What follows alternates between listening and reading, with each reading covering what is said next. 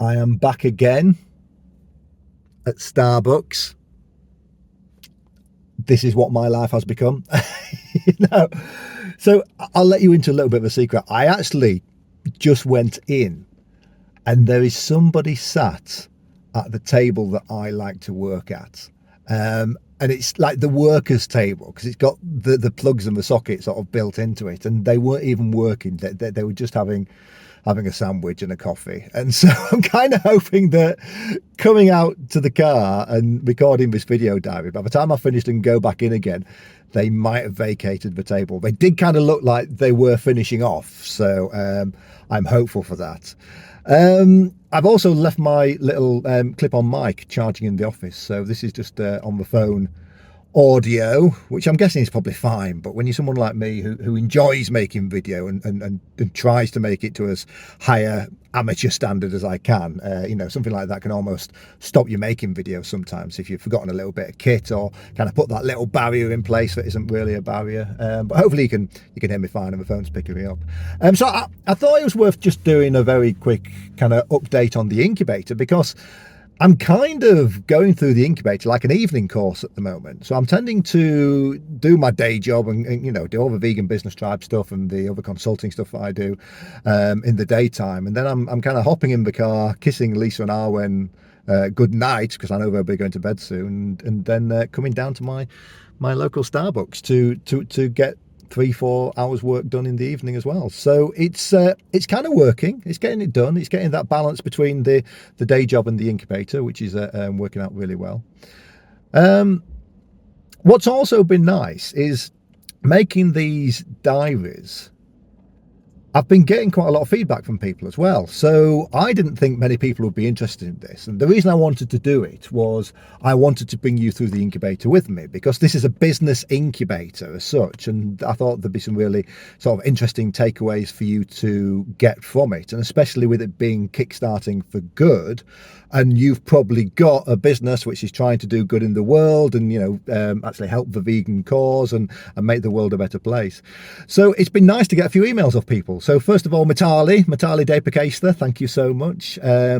Really interesting exchange with Matali about how she's also going through how she can make the best impact in the world and looking at the various different vehicles for doing that, and realizing that sometimes you need to start with that problem. And I think the analogy I've made to somebody else is, if you're a hammer, you think the world looks like a nail, and every problem you come up against is like a nail. But instead, if you actually start with the problem, then you realize that maybe you shouldn't be a hammer. Maybe you should be a screwdriver. Maybe you should be a wrench. Maybe you should be a tape measure, whoever it is. But yeah, the idea of just starting with the problem, it might be actually what you're doing at the moment in business.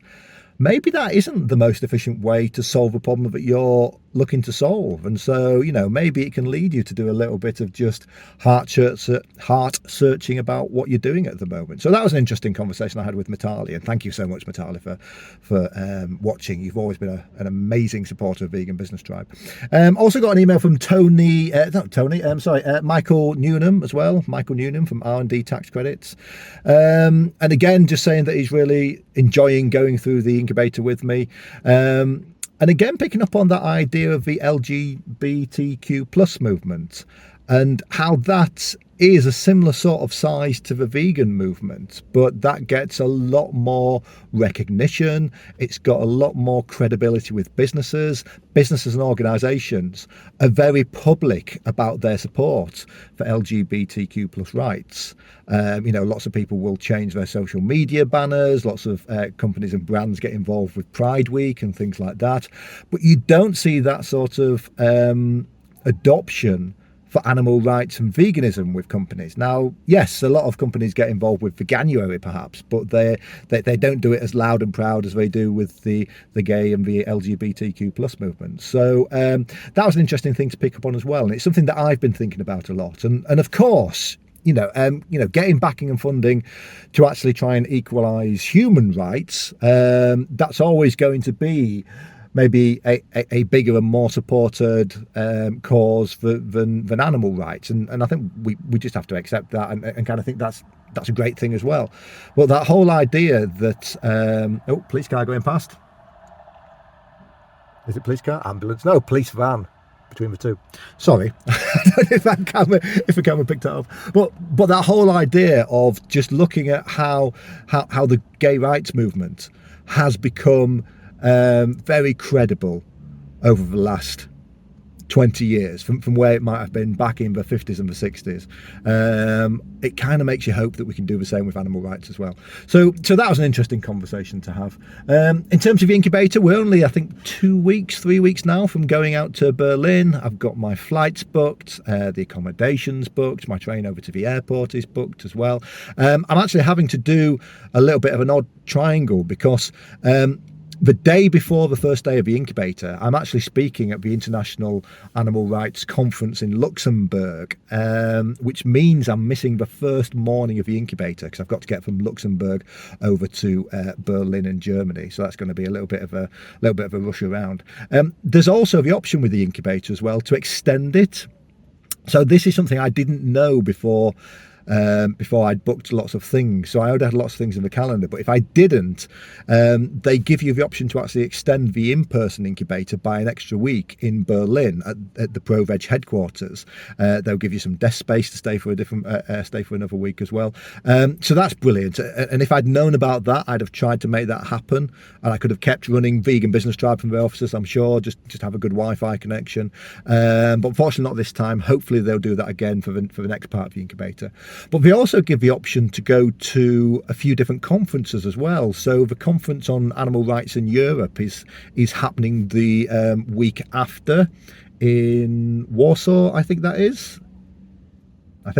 And again, they will give a grant to go to that, so they're very happy to give an extra bit of money for you to go spend 4 days at the Animal Rights Conference.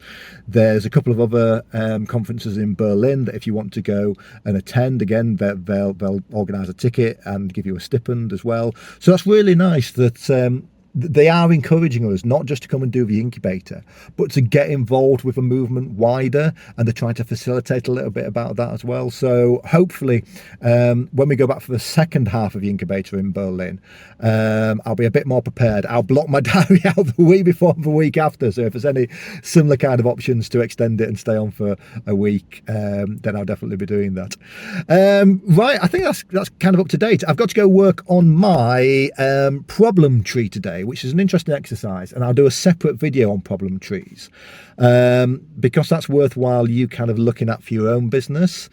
And it's talking about when you've got a problem that you're trying to answer, what's kind of all the different fallout steps of that problem. So what does the initial problem lead to? Then what do those problems lead to? And it just helps you kind of investigate the problem from lots of different angles and see how all the jigsaw pieces fit together. So I'll do a separate video on that when I've completed my problem tree for Vegan Business Tribe as well.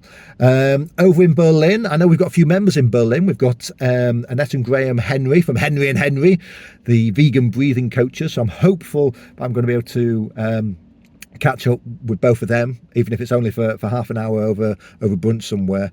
I'm hoping I'll be able to do that. I know we've got a few more members in Berlin as well. So again, if I haven't linked up with you yet, I don't know how much spare time we'll have, but if I can meet up and we can go for a coffee, I can just say thank you for being a Vegan Business Tribe member, then that'll be wonderful too. Right, do we think my table might be free? I kind of want to take you in there with me, but people will look on at me walking in doing a video diary like I'm some sort of wannabe YouTuber, which I kind of am. I got the table.